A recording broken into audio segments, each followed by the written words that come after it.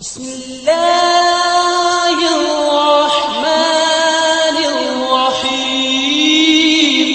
دنیائے الف سلام کی تاریخ میں بڑے بڑے فاتحین نے جنم لیا ہے۔ محمد بن قاسم جیسا سپہ سالار، محمود غزنوی جیسا شاہ سوار، ٹیپو سلطان جیسا نڈر حکمران، طارق بن زیاد، موسیٰ بن نصیر اور یوسف بن تاشفین جیسے فاتح۔ ان تمام ہستیوں نے عرصہ دراز تک عالم کفار کی رات کی نیند کو حرام کیے رکھا، لیکن تاریخ اسلام میں صلاح الدین جیسا حکمران آج تک روئے زمین پر دوبارہ پیدا نہیں ہوا۔ یہ کہانی اس دور سے شروع ہوتی ہے جب مشرق وسطی کی فضائیں صلیبیوں کا عروج دیکھ رہی تھیں، جب مسلمان اپنی کٹ پتلی حکومت کے رحم و کرم پر تھے اور ایوبی جیسے بطل عظیم کی راتاک رہے تھے۔ کہا جاتا ہے کہ صلاح الدین کے والد نجم الدین نے ایک ایسی عورت سے شادی کی خواہش کی تھی کہ جس سے اسے ایک بیٹا عطا ہو اور وہ فاتح بیت المقدس بنے، اور پھر اس کے ہاں صلاح الدین کی پیدائش ہوئی جس نے بیت المقدس ایسے فتح کیا کہ 19ویں صدی تک دوبارہ یہود و نصار اس کو میلی آنکھ سے نہ دیکھ سکے۔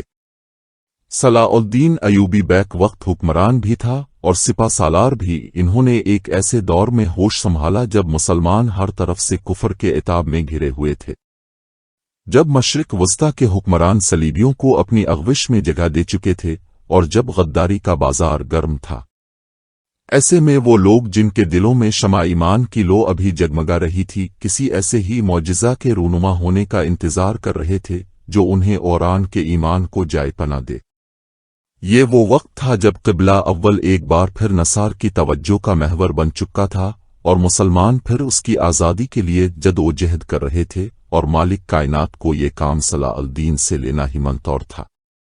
لیکن اس کے ساتھ ساتھ ایوبی کو اندرونی جنگ بھی لڑنا تھی، کیونکہ اس کی اپنی قوم کے لوگ ہی غداروں کے ساتھ مل چکے تھے جو مسلمانوں کا لبادہ اوڑھ کر مسلمانوں کو گمراہ کر رہے تھے۔ یہ ایک بہت بڑا فتنہ تھا جس پر وقت پر قابو پانا ایسے ہی ضروری تھا جنگل میں بھڑکتی ہوئی آگ پر قابو پانا ضروری ہے، کیونکہ ایک بار پھر نضر بن حارث کی سوچ کے حامل افراد یکجا ہو چکے تھے جو اہل ایمان کو گمراہ کرنے کے لیے عورت کا سہارا لیتے تھے۔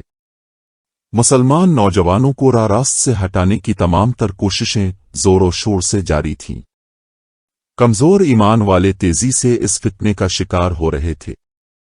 خود صلاح الدین ایوبی کو اس فتنے کی آڑ میں 7 بار قتل کرنے کی ناکام سی کوشش کی جا چکی تھی، لیکن اللہ تعالیٰ نے اپنے اس بندے کی مدد کے تمام تر انتظامات اپنے ذمے لے رکھے تھے، کیونکہ ان کی نیت خالص اور کوشش سچی تھی اور مقصد رضائے خدا اور پرچم اسلام کی سربلندی تھا۔ ان کا ایک رازدار ہم نوا علی بن ابی سفیان تھا جو ہر وقت اس کو ساتھ رہتا تھا۔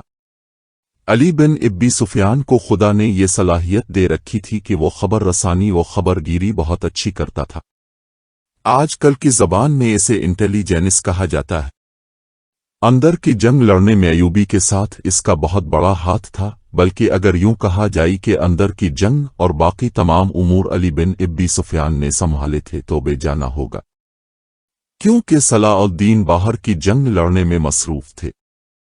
فاروق اعظم کے بعد بیت المقدس کی فتح کا صحرا ایوبی کے سر جاتا ہے۔ نہ صرف علی بن ابی سفیان بلکہ ایوبی کی پوری ٹیم خداد صلاحیتوں کی مالک تھی، امت اسلام کا درد رکھنے والی تھی اور خلوص دل کے ساتھ بغیر کسی مفاد کے اپنی قوم کے لیے کام کرنے والی تھی۔ صلاح الدین خود بھی غیرت مند انسان تھے اور اس بات کے تحت وہ اپنی قوم کے نوجوانوں پر خصوصی توجہ دیا کرتا تھا۔ انہوں نے کبھی مال جمع نہیں کیا تھا، صدقہ و خیرات ایک طرف، ایوبی اپنا ذاتی مال بھی جہاد کی راہ میں جتنا ہو سکے لگاتے تھے۔ یہاں تک کہ حج کرنا ان کی دیرینہ خواہش تھی، مگر ان کے پاس حج کے لیے زاد راہ نہ تھا۔ ایوبی کا نظریہ تھا کہ سلطنت اسلامیہ کی کوئی سرحد نہیں۔ جس روز امت محمد صلی اللہ علیہ وسلم نے اپنے آپ کو سرحدوں کا پابند کر لیا، اس روز امت کا زوال شروع ہو جائے گا اور سلطنت اسلامیہ کی سرحدیں سکڑنے لگیں گی۔ 4 مارچ 1139 کو سلطان صلاح الدین ایوبی فجر کی اذان کی صدا کے ساتھ اپنے رفیق اعلیٰ سے جا ملے۔ کہا جاتا ہے کہ خلفائے راشدین کے بعد اگر قوم پر کوئی ضرب کاری پڑی ہے تو وہ صلاح الدین ایوبی کے انتقال کی ہے۔ اس وقت امت مسلمہ پر غم کی جو گھٹا چھائی وہ صرف اللہ ہی جانتا۔ آج کی نوجوان نسل اور موجودہ حکومت کے لیے صلاح الدین ایوبی کی سیرت و کردار میں بہت سے پیغامات پنہا ہیں، جس نے بیک وقت رہنمائی، سپہ سالاری اور حکمرانی کے اصول سے دنیا کو آشنا کرایا۔ مگر افسوس ہے کہ آج غیر تو ہمارے اسلاف کے نقش قدم پر چل رہے ہیں، مگر ہم غیروں کے اسلاف کے نقش قدم پر چل رہے ہیں۔ آج ہمارے بچے کیا بلکہ نوجوان بھی ان فاتحین کے ناموں تک سے ناالف شنا ہیں، مگر پھر بھی انہیں نصاب میں چنگیز خاں اور ایڈولف ہٹلر پڑھایا جاتا ہے۔ اس سلسلے میں حکومت سے کچھ نہیں کہوں گی بلکہ والدین سے درخواست کروں گی کہ وہ اپنے بچوں کی دینی تعلیم و تربیت کا بند وبست خود کریں، نہ کہ تعلیمی اداروں نہ کو اس کا قصوروار ٹھہرائیں، اس لیے کہ تعلیمی ادارے آپ کے اختیار میں نہیں لیکن بچے آپ کے اختیار میں ہیں۔ انہیں اپنی تاریخ اور حقیقی ہیروز سے آگاہ کریں کہ ہم کن لوگوں کی نسل ہیں، ہمارے اسلاف کون ہیں اور انہوں نے کیا کیا عظیم کارنامے سر انجام دیے۔